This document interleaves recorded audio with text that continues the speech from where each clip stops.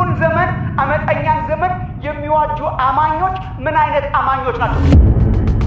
ዘመን ቢከፋ ማሸነፍ ይቻላል። የስ በነገራችን ላይ ክብር ሳያዩ ኃይል ኤክስፔሪየንስ የሚያደርጉ ሰዎች አሉ። ብዙ ጊዜ አይታችኋቸው እንደሆነ የተምታታባቸው። ረጅም የሚያስኬዳችሁ የእግዚአብሔር ክብር ነው ወንድሞች። ሙቀት ከሌለበት ህይወት እግዚአብሔር ይጠብቃችሁ።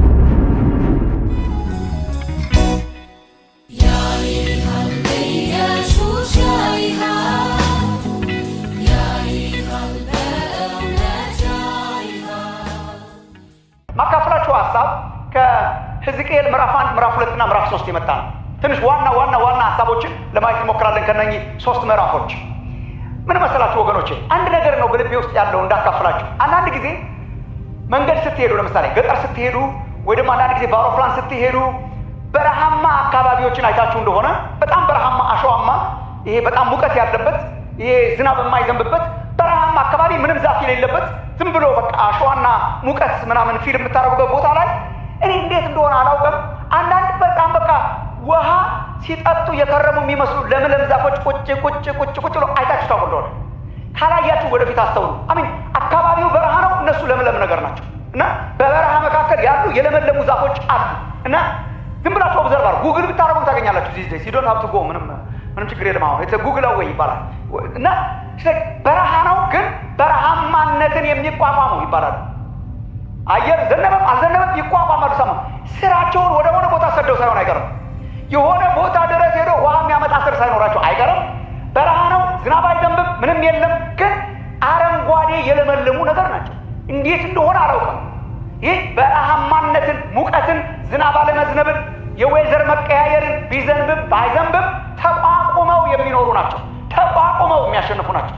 እና ቱ ሳም ኤክስቴንት ወንድሞች እና እህቶች የክርስቲያን ጥሪ እንደዛ ነገር ይመስለኛል። እግዚአብሔር ደግ ዘመን ይመጣል ብሎ አልጠራንም። ኢንፋክት በመጨረሻዎቹ ዘመናት አስጨናቂ ዘመን እንዲመጣ ይህን ወቅ ይለዋል ጢሞቴዎስ። አስጨናቂ ሊሆን ይችላል፣ ዝናባማ ሊሆን ይችላል፣ በረሃማ ሊሆን ይችላል፣ ድርቅ ሊሆን ይችላል፣ ነፋስ ሊሆን ይችላል። እኛ ዘመን አሪፍ ይሆናል ብሎ ሳይሆን እግዚአብሔር የጠራን ልክ እንደነኚህ ዛፎች በበረሃም ቢሆን የለመለሙ ዛፎች መሆን ግን ይቻላል ነው። የኔና የእናንተ ዘመን ቻሌንጂንግ ዘመን ነው። በጣም ሃይማኖት የማይፈለግበት ዘመን ነው። በጣም አመፀኛ ዘመን ነው። ሰው ዝም ብሎ በድርጅት ከለላ ውስጥ ነው እንጂ ያለው ኢየሱስ የማይፈለግበት ዘመን ነው። ዝም ብሎ በለመለመ መስክ ልንኖር አንችልም። ሰላም ይሆናል ምንም ይሆናል ምናምን ሳይሆን ምንም ቢመጣ ግን እግዚአብሔር ከኛ ጋር ስለሆነ አሸንፈን ተቋቁመን ዘመናችንን እንደርሳለን ብለን እናምናለን። ዘመኑን እንደርሳለን፣ ዘመኑን እናገለግላለን፣ ዘመኑን እናሸንፋለን። የእኛ ዋስትና የዘመን አሪፍነት ሳይሆን የእግዚአብሔር የሚሰጠን ልምላሜ ነው። እና በበረሃ መካከል የለመለመ ዛፍ መሆን ፈልጋለሁ የምትሉ ስንቶች ናቸው? ሕዝቅኤል ነብዩ በምርኮ ዘመን የተነሳ ነብይ ነው። ታውቃላችሁ ለ70 ዓመታት ባቢሎናውያን ገዝተዋቸዋል። እና ከመጀመሪያው ከምርኮኞች መካከል እሱ ራሱ ምርኮኛ ነው። የሕዝቅኤል ትንቢት እንዲያው አክቹዋሊ በደንብ አድርገን እንየው ከተባለ ትንቢቱና መልእክቱ ሳምሃው ከምዕራፍ 4 በኋላ ነው የሚጀምረው። የመጀመሪያዎቹ 1 2 3 ምዕራፎች የመልእክት ምዕራፎች አይደሉም፣ ራሱ የተዘጋጀባቸው ናቸው። የዝግጅት ምዕራፎች ናቸው። መልእክት የማቅረቢያዎቹ ምዕራፎች አሉ፣ የሚያገለግልባቸው ምዕራፎች አሉ። የመጨረሻው ዘመን ራእይ መጽሐፍ ድረስ ያለ የፍጻሜ ዘመን ትንቢቶች ሁሉ አይቷል። እነርሱን ሁሉ ተናግሯል። የመናገር ጊዜ አለው፣ የመታጠቂያ ጊዜ አለው። 3ቱ ምዕራፎች የመታጠቂያ ናቸው። እና እንዴት አድርጎ እንዳስታጠቀው ነው የምናየው። ለእንደዛ አይነት የበረሃ ዘመን እግዚአብሔር እንዴት አድርጎ እንዳስታጠቀው ነው የማየውና የእኔ ህልም አሁን የእግዚአብሔርን ቃል ሳቀርብላችሁ፣ አብዛኞቻችሁ ደግሞ ወጣቶች ስለሆናችሁ ዘመን ምንም ቢሆን ምንም አሸንፎ የሚኖር የታጠቀ ትውልድ እንድንሆን ነው። የምርኮ ዘመን ነው፣ የችግር ዘመን ነው። ግን ትንሽ በደንብ እንዲገባ ምን መሰላችሁ ወገኖቼ፣ አንዳንድ ሰዎች ቁጭ ብለው ስለ ዘመን መክፋት በጣም ሲያወሩ ሰምታችኋቸው እንደሆነ ይህ ዘመን እንኳን በጣም ከባድ ነው፣ በዚህ ዘመን ይቻላል ብለህ ነው፣ ዘመኑ በጣም አስጨናቂ ነው፣ ዘመኑ በጣም ከባድ ነው፣ ዘመኑ በጣም ኃይለኛ ነው፣ ዘመኑ እንደዚህ ነው የሚሉ ሰዎች አይታችሁ እንደሆነ መልሱ ዘመን ደህና ብቻ ሆኖ አያውቅም። ዘፍጥረት 3 በኋላ ደህና ዘመን የለም። ደጉ ዘመን ድሮ ቀረ ሲላችሁ ሰው ደጉ ዘመን ምዕራፍ 2 ላይ ነው የቀረው ዘፍጥረት። ከዘፍጥረት 3 በኋላ ደግ ዘመን ኖሮ አያውቅም። ደግነቱን እግዚአብሔር እያሳየን እስከሚያመጣው ዘመን ድረስ ደግነቱን እያሳየን እንኖራለን እንጂ ዘመን ቀላል አይደለም። ዘመን ክፉ ነው። ዘመን አመፀኛ ነው። ዘመን ክፉ ነው። የእኛ ዋስትና የዘመን ደህና መሆን ሳይሆን የእግዚአብሔር ቸርነት ነው። ሕዝቅኤልን ያስነሳበትን በረሃማነት ግን ትንሽ ኦብዘርቭ ማድረግ ከፈለጋችሁ ቶሎ መታጠቂያዎቹን ከማየታችን በፊት እስቲ ተመልከቱ እግዚአብሔር የሚነግረው ነው። የሰው ልጅ እያለ ነው የሚያናግረው ሕዝቅኤልን። የሰው ልጅ ሆይ ያ ዘመንህ ምን እንደሚመስል ላሳይህ አለው። ምዕራፍ 2 እሱ ነው። ቁጥር 3 የሰው ልጅ ሆይ በእኔ ላይ ወደ አመፁ ወደ አመፀኞች ሰዎች ወደ እስራኤል ልጆች እልክሃለሁ። እነርሱና አባቶቻቸው እስከ ዛሬ ድረስ አመፁብኝ። እነርሱ ፊታቸው የተጨማተረ ልባቸው የደነደነ ልጆች ናቸውና እኔ ወደ እነርሱ ልክሃለሁ። አንተም ሄደህ እግዚአብሔር እንዲህ ይላል በላቸው። ቁጥር 5 እነርሱ አመፀኛ ቤት ናቸውና ቢሰሙ ወይም ባይሰሙ ነቢይ በመካከላቸው እንዳለ ያውቃሉ። አንተ የሰው ልጅ ሆይ ኩርንችትና እሾህ ከአንተ ጋር ቢኖሩም አንተም በጊንጦች መካከል ብትቀመጥም አትፍራቸው። ቃላቸውን አትፍራ። አንተ ቃላቸውን አትፍራ። ከፊታቸው የተነሳ አትደንግጥ። እነርሱ አመፀኛ ቤት ናቸውና እኔ ምልክህ ወደ እንደዚህ አይነት ዘመን ደህና ነው ብሎ ሄዶ እንዳይላተም ማለት ነው።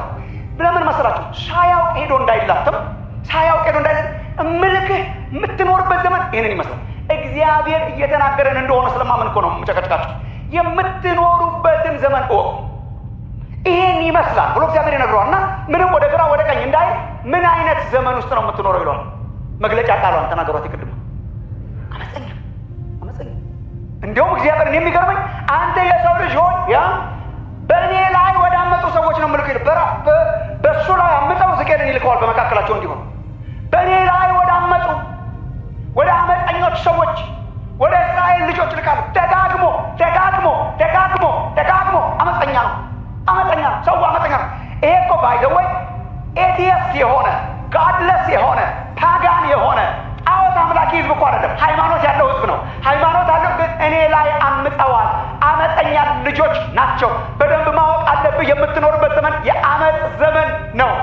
ምዕራፍ 2 ቁጥር 4 እነርሱ ፊታቸው የተጨማተረ አገላለጹ ራሱ ምን ችግር አለ? በቃ እኔ ከፍትፍቱ ፊት እኮ ይባላል፣ ግን የላቸውም ፊት ግን ምን ችግር አለ? በቃ እናገራለሁ እኔ ዋናው ልባቸው ነው ብለህ ለመናገር ስትሞክር ራሱ ልብም የላቸውም። ልባቸው ራሱ የደነደነ ነገር። ሌላ በጣም የሚያስገርመኝ አመፀኛ የሚለውን እግዚአብሔር ሌላ የተናገረበት ሌላ መንገድ አንተ የሰው ልጅ ሆይ ቁጥር 6 ተመልከቱ። አንተ የሰው ልጅ ሆይ ቤታችሁ ብታነቧት ራሱ በጣም ጥሩ ነው። ኩርንችትና እሾህ ነው ከአንተ ጋር የሚኖሩት አለው። ኩርንችትና እሾህ። ኩርንችት እዛው ቁጭ ብሎ የሚወጋ ማለት ነው። መራመድ አትችልም፣ አያራምድህ። እሾህ ከየዛፉ እየመጣ የሚወጋ ነው እና ከጎንም ይወጋሃል፣ ከስርም ይወጋሃል። ኩርንችትና እሾህ ናቸው። አይመቹም ነው ስትሄድ የማይመች ዘመን ነው። ወደ በሪጎ አይመችም። ጽድቅን ይዘህ ለመሄድ አይመችም። የሰራዊት ጌታ እግዚአብሔር እንዲህ ይላል ማለት አይመችም። እንደ እሾህ ናቸው፣ እንደ ኩርንችት ናቸው። ከዛስ አንተ የምትቀመጠው በጊንጦች መካከል ነው። ተናዳፊ ናቸው፣ አይፈልጉም የእግዚአብሔርን እውነት። እኔን ከመስማት እምቢ ብለዋል። ታዲያ አንተ ግን በመካከላቸው እንድትሄድ እልክሃለሁ። እንዳትፈራ ግን እንዳትፈራቸው። ፊታቸው የተጨማተረን እንዳትፈራቸው። አይሰሙህም፣ እንዳትፈራቸው። አመፀኞች ናቸው፣ እንዳትፈራቸው። ቃላቸውን እንዳትፈራቸው፣ ፊታቸውን እንዳትፈራቸው። እግዚአብሔር ዘመን አይፈራም ወንድሞች ናቶች። እግዚአብሔር ዘመን አይፈራም፣ እንድንፈራም አይፈልግም። አመፀኛ ዘመን ነው፣ እንዳትፈራቸው። በመካከላቸው ትሆናለህ፣ እንዳትፈራቸው። የእኛን ዘመን በመንፈስ ያየው ነው የሚመስለኝ። ሃይማኖት አለ፣ ግን አመፅ እግዚአብሔር የማይፈለግበት ዘመን፣ ሲሪየስ የሆነ የእግዚአብሔር ነገር የማይፈለግበት ዘመን። ይህን እስቲ ሞክሩት፣ በየቦታው ሄዳችሁ እስቲ ሞክሩት ወገኖች። ምንም ነገር ማለት ትችላላችሁ ከኢየሱስ በስተቀር። ታክሲ ውስጥ ትገባለህ፣ ከሰው ጋር እያወራ ትሄዳለህ። ስለ ምንም ነገር ብታወራ ሰው ፊቱ አለው፣ ፍትፍትም ፊትም በቃ ኢትስ ኦፕን ማለት ኤኒቲንግ። ፖለቲካ አንሳ አብረው አታውቃቸውም እኮ ስለ ስምም አልተዋወቃችሁም እኮ ግን ለረጅም ዘመን የምታውቀው የአጎትህ ልጅ መስለሽ አይገርምህም? ምናምን ስለ ፒፕል አር ሶ ፍሬንድሊ፣ በጣም ወዳጅ ይሆናሉ። ስለ ኢንተርቴንመንት አውራ፣ ኢንተርቴንመንት፣ ፖለቲክስ፣ ስለ መዝናኛው፣ ስለ ምናምኑ፣ ስለ ኳስ ማንቸስተር ዩናይትድ ምናምን እንትና ታውቀዋለህ። ሰው ሁሉ ዘመድ ይሆናል። በዚህ ሁሉ ወሬ መሀል እስቲ ኢየሱስ በል። ኢየሱስ ክርስቶስ የተሰቀለው ስለ እናንተ በጣም ከባድ የሆነ የአመፅ ነፋስ የነፈሰበት የእኛ ሀገር ብቻ አይደለም፣ ዓለም ከጫፍ እስከ ጫፍ በአመፅ የተሞላበት እግዚአብሔር የማይፈልግበት ይጎቱ ዩኒቨርሲቲ ካምፓስ ስትሄዱ ታዩታላችሁ። ዩኒቨርሲቲ ውስጥና ኮሌጅ ውስጥ አሁን ሃይማኖተኛ መሆን ራሱ ኦልድ ፋሽን ነው። ፖፒላር አትሆንም። አመፀኛ ነው። አሚን። የትምህርት ሲስተሙ አመፀኛ ነው። አካባቢው አመፀኛ ነው። ሰው አመፀኛ ነው። ኢቨን ኢንሳይድ ዘ ቸርች አንዳንድ ጊዜ እውነተኛውን አሁን እናንተ የምታውጁትን የተሰቀለውን ኢየሱስ ክርስቶስን የማይፈልግ በጣም ቸርች ውስጥ በጣም ብዙ አለ። ሲሪየስ ነገር የማይፈልግ ያልተካበደ ህይወት ስጠኝ የሚል ማለት ነው። እግዚአብሔር ታዲያ ከሕዝቅኤልና ከኛ የሚፈልገው ምንድን ነው? በአመፀኛ ትውልድ መካከል በበረሃ ውስጥ የለመለመ ዛፍ እንድንሆን፣ እንድናሸንፍ፣ እንድንደርስ፣ አመፀኛውን ትውልድ እንድናሸንፍ፣ በዘመን ተሸናፊ ሳይሆን ዘመንን አሸናፊ እንድንሆን፣ ዘመንን የምንዋጅ እንድንሆን፣ በዘመን ላይ እንድንሰለጥን ነው እግዚአብሔር የጠራን። እሱ ነው የሕዝቅኤል ጥሪ። እንታጠቅ እንጂ እንችላለን ነው መልእክት። እንታጠቅ ብቻ እንጂ አይችለንም ዘመኑ። በሶስት መልክ ነው ያስታጠቀው ሕዝቅኤል። መጀመሪያ ምዕራፍ 1 ላይ ነው። ምዕራፍ 1ን እፊ ላይ ክብር ብላችሁ ልትይዙ ትችላላችሁ። አመፀኛን ዘመን የሚረታ ሕዝብ በምን ይታጠቃል? በክብር። ክብር። ክፉን ዘመን፣ አመፀኛን ዘመን የሚዋጁ አማኞች ምን አይነት አማኞች ናቸው? በእግዚአብሔር ክብር የታጠቁ። በእግዚአብሔር ክብር የታጠቁ ወርስ የእግዚአብሔርን ክብር ያዩ፣ የቀመሱ፣ የተለማመዱ፣ ኤክስፔሪየንስ ያረጉ፣ ከሌክቸር ያለፉ፣ ከመረጃ ያለፉ፣ የተላተሙ፣ የተገናኙ፣ የተነካኩ፣ አይቻለው የሚሉ፣ የቀመሱ፣ ክብሩን ያዩ። ክብሩን ማየት የመጀመሪያው መታጠቂያችን ምንድን ነው? ክብሩን ማየት፣ ክብሩን ኤክስፔሪየንስ ማድረግ። በረሃ ሊሆን ይችላል፣ ይለመልማሉ። ለምን? የታጠቁት በእግዚአብሔር ክብር ስለሆነ። እግዚአብሔር ያርገው በዚህ ዘመን። በምርኮኞች መካከል ሳለ ሰማያት ተከፈቱ። ልክ ኢሳያስ እንዳየ ሰማያት ተከፈቱ። የእግዚአብሔርን ራእይ አየው። ይሄ እኮ የካህን ልጅ ነው። ከሃይማኖት አልፎ የካህን ልጅ ነው። ካህን ነው። አገልጋይ እኮ ነው ሕዝቅኤል።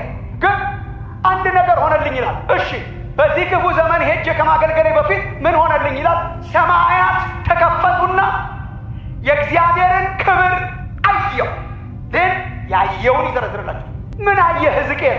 ሰማይ ተከፈተና እግዚአብሔርን አየው፣ ክብሩን አየው፣ ሰማይን አየው። ኤክስፔሪየንስ አረግ። የእግዚአብሔርን ክብር ኤክስፔሪየንስ አረግ። ይሄ ሰው ሊሄድ ይችላል። ይሄ ሰው ሊታለል አይችልም። ዙሪያው አመፅ ቢሆንም እግዚአብሔርን ማወጁን ይቀጥላል። ዙሪያው አመፀኛ ቢሆንም እግዚአብሔርን ማወጁ ይቀጥላል። ለምን? እግዚአብሔርን አይቶታላ። ህብረተሰቡ ቢያምፅም አብሮ አያምፅም። እንደ አመፀኛው ቤት አብሮ አመፀኛ አይሆንም። ለምን? እግዚአብሔር ለእርሱ ሌክቸር ሳይሆን፣ እግዚአብሔር ለእርሱ ትንታኔ ሳይሆን፣ እግዚአብሔር ለእርሱ የተወረሰ ሃይማኖት ሳይሆን፣ እግዚአብሔር ለእርሱ ከሰው የሰማው ሳይሆን፣ እግዚአብሔርን አየሁት፣ በንጽህናው አየሁት፣ በቅድስናው አየሁት፣ በክብር አየሁት ይላል። ወንድሞች ናቶቼ፣ ዘመንን አሸናፊ ትውልድ በምን ይታጠቃል? እግዚአብሔርን ኤክስፔሪየንስ ያደርጋል። የእግዚአብሔርን ክብር ያያል። እግዚአብሔርን ማወቅ ይባላል። ይሄ ማየት፣ ማወቅ፣ መቅመስ። የእግዚአብሔርን ቸርነት ቅመሱ ይላል ቅዱስ መጽሐፍ። ቸርነቱን ቅመሱ። የእግዚአብሔርን ክብር ቀምሰነዋል፣ አይተነዋል።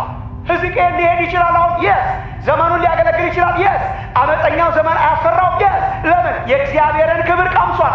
የቀመሰ ይቆማል። ክብር የቀመሰ ይቆማል። እግዚአብሔር ከባድ ዘመን ላይ ያስነሳቸውን ሰዎች በሙሉ ያስታጠቀው መጀመሪያ በክብር።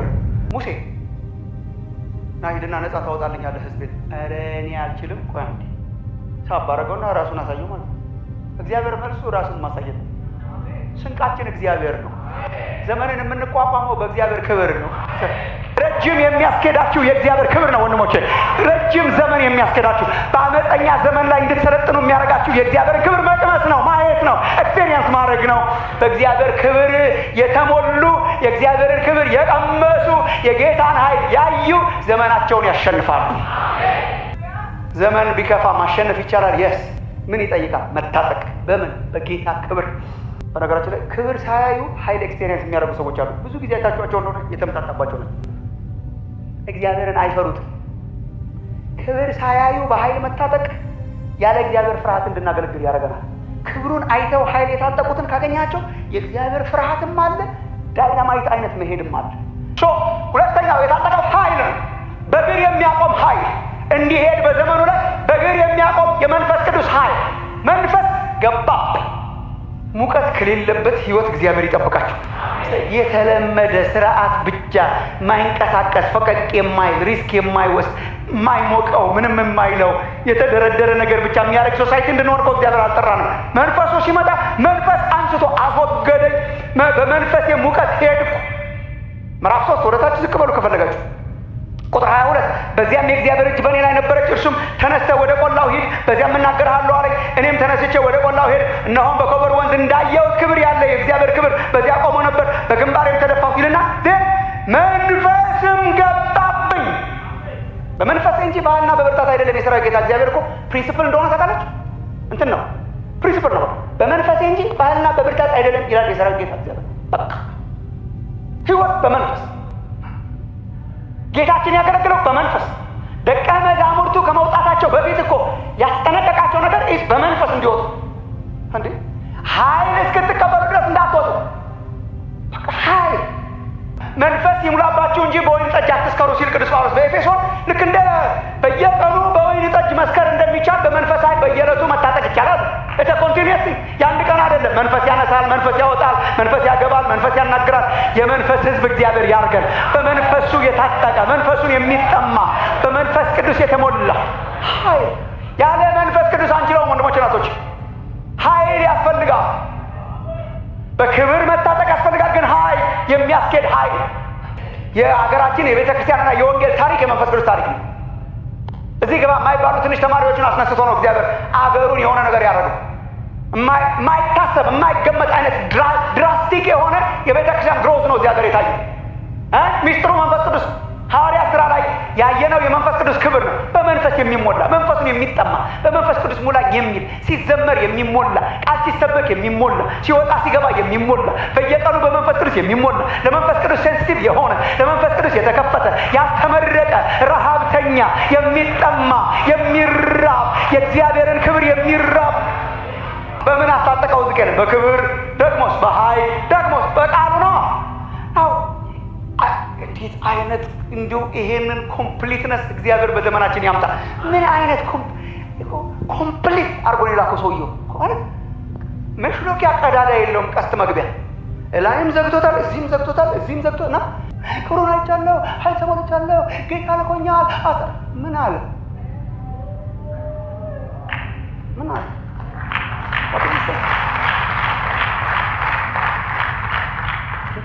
ጉራ ብቻ ይመስላል እሱ። እኛ ነን አይቀመስ ነው። ህዝብ የሚፈልገውን መልእክት ነው ወደዲስ እና ሲያሳይ መጽሐፍ አየው ይላል። በፊትና በኋላ የተጻፈበት ያው ለቅሶ ዋይታ የተሞላበት ይሄ ይታያል። እንደዚያ እንደ አመፀኛው ቤት አመፀኛ እንዳቱ በዚህ መጽሐፍ ሆድህን ሙላ አለ። አሁን የዘመናችን በጣም የሚደብረኝ እግዚአብሔርን አየው ብሎ መንፈስ አነሳኝ ብሎ መጽሐፍ ብላ ሲባል አፌን ከፈትኩ ነው የሚለው። ዝግ መጽሐፍ ምን ያደርጋል ይላል የዘመኑ ጌታን አይቻለሁ ይላል። እሺ በመንፈስ ተሞልቻለሁ። እሺ መንፈስ ነው ዋና። እሺ በልታ የሞቀው ረሃብተኛ በዛ። ሙቀት አለው ግን ረሃብተኛ ነው። ሙቀት አለው ምግብ የለው ተጎሳቁሏል። ይሞቀዋል። ፕሮባብሊ ኤክስፔሪንስ አድርጓል የመንፈስ ቅዱስ ነገር። ምግብ አፌን ከፈትኩ ይላል። አፌን ከፈትኩ መጽሐፉንም አጎረሰኝ። እርሱም የሰው ልጅ ሆይ አፍህ ይብላ፣ በምሰጥ በዚህ መጽሐፍ ሆድህን ሙላ አለኝ። እኔም በላሁት። ጣፋጭ እግዚአብሔር ቃል በአፌም ውስጥ እንደማር ጣፈጠ። ምዕራፍ 3 ቁጥር 10 እርሱም የሰው ልጅ ሆይ የነገርኩህን ቃሌን ሁሉ በልብህ ተቀበል፣ በጆሮም ስማ። ተነስተህ ወደ ተማረኩ ወደ ወገንህ ልጆች ሂድ። እነርሱ ቢሰሙ ወይም ባይሰሙ ጌታ እግዚአብሔር እንዲህ ይላል እያልክ ንገራቸው። መጀመሪያ ብላ፣ ዜን ተናገር፣ መጽሐፉን ብላ። ይሄ ነው ወንድሞቼ በአመፀኛ ዘመን የሚያቆመን የእግዚአብሔር ቃል ነው። የጌታን ቃል መማር፣ መጽሐፉን መውደድ። በመንፈስ ቅዱስ በእውነተኛ መንፈስ የተሞሉ ሰዎች የምታውቋቸው ልዩነታቸው እውነተኛውን የእግዚአብሔርን ቃል ይወዳሉ። የእግዚአብሔርን ቃል የተሞሉ የእግዚአብሔርን ቃል የታጠቁ ከዘፍጥረት እስከ ራእይ የሚማሩ ጠዋት እየተነሱ የሚያሰላስሉ በቤተ ክርስቲያን እየተገኙ የሚማሩ እውነተኛ ዶክትሪንን የያዙ በእውነተኛ የመንፈስ ሙቀት የታጠቁ ሰዎች ስንሆን ነው ዘመኑን የምናሸንፈው። የኢትዮጵያ ክርስቲያን ከሁለት አንድ ምረጥ የተባለ ይመስላል። ቃል ነህ ወይስ መንፈስ ነህ? ቃል የሚሉት ጋር ነህ ወይስ መንፈስ? የትኛው ነው ዋና? አንዳንድ ቦታ አንዳንድ ክርስቲያን የጌታ ቃል ሲሰበክ ቁጭ ብሎ ይሰማና ጥሩ ነው አሁን ደግሞ ጌታ እንዲናገር እንጸልይ ይላል። ማን እየተናገረን ነበር እስካሁን ድረስ? እኮ ቃሉን ማቅለል እኮ ነው። የሰራዊት ጌታ እግዚአብሔር እኮ ይላልን። ይሄ እኮ ነው። ይሄንን በመልእክት ያጸናዋል፣ በትንቢት ያጸናዋል፣ በፈውስ ይሄንን እኮ ነው። አንዳንዶቹ ደግሞ የኔ ዘመዶች ኮሌጅ ምናምን ሴሚናሪ ምናምን ይሄዱ ዋና ዶክትሪን ነው ይላል።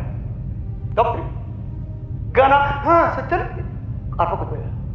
እሺ ጥቅስ ለመንፈስ ቅዱስ እንጸልይ። ምንድን ነው መንፈስ ቅዱስ? እሳት ምንድን ነው? ምን አይነት ዋናው ይሄ ነው። ማን ምረጡ አለ? ማን ምረጡ አለ? እግዚአብሔር ምንድን ነው ያለው? በመንፈስ ተሞላ፣ በዚህ መጽሐፍ ታጠቅ፣ ማንም አይችላችሁ። አምቴሪ ማንም አይችላችሁ። ልይ እግዚአብሔር የሚል እግዚአብሔርን የቀመሰ ትውልድ እግዚአብሔር ያርጋችሁ። መንፈሱን የሚጠማ በመንፈስ ቅዱስ እሳት የተቀጣጠለ በልሳናት የሚናገር ትንቢትን የሚናገር እውነተኛን የእግዚአብሔር ፈውስ የሚያመጣ የእግዚአብሔርን ኃይል ኤክስፔሪየንስ የሚያደርግ በጸጋ ስጦታ እየታጠቀ የጌታን ቃል ኮምፕሮማይዝ የማያደርግ ዶክትሪን የሚማር ቃሉን የሚወድ የሚያሰላስል ከሆነን በምድረ በዳው ዘመን የለመለመ ዛፍ ያደርጋችኋል። እንጸልይ። ኢየሱስ